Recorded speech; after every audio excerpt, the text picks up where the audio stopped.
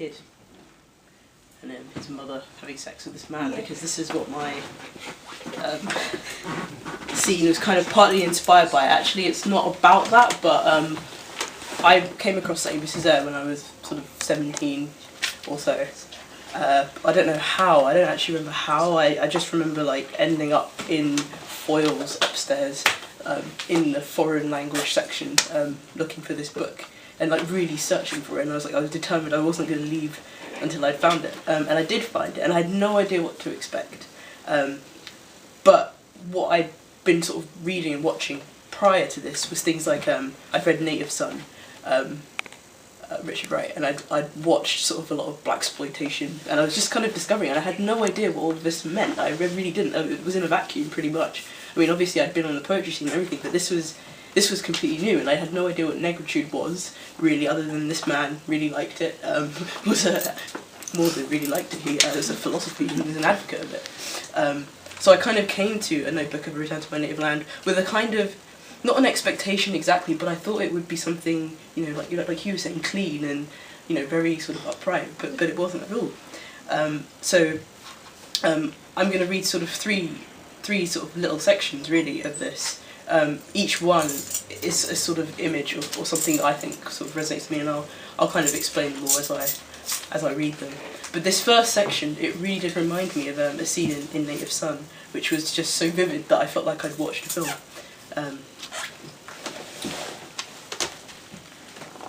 At the brink of dawn, another little foul-smelling house in a very narrow street, a tiny little house which accommodates dozens of rats and the turbulence of my 6 brothers and sisters within its guts of rotten wood. A cruel little house, so intransigent that the end of each month is frantic, and my whimsical father nibbled at by the same old wretchedness. I never knew which one, lulled to nostalgic tenderness or exalted to the high flames of anger by some unpredictable witchcraft. And my mother, whose legs, for our tireless hunger, pedal both day and by night. And I am even awakened at night by these tireless legs pedalling the night, and by the singer bitterly biting into the soft flesh of the night as my mother pedals for our hunger every day, every night.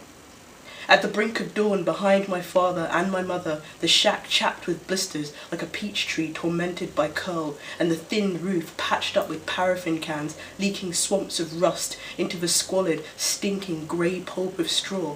And when the wind whistles, these disparates make strange noise, like the sputter of frying at first, then like a brand plunged into water with the smoke rising off from the twigs. And the bed of boards from which my race stood up, the bed of boards on its paws of kerosene cases, as though it had elephantiasis, that bed with its kidskin and its dried banana leaves and its rags, a nostalgic excuse for a mattress with my grandmother's bed, above the bed, in a tin full of oil, a candle end, whose flames danced like a big cockroach, and on the tin in gold letters the word, thanks.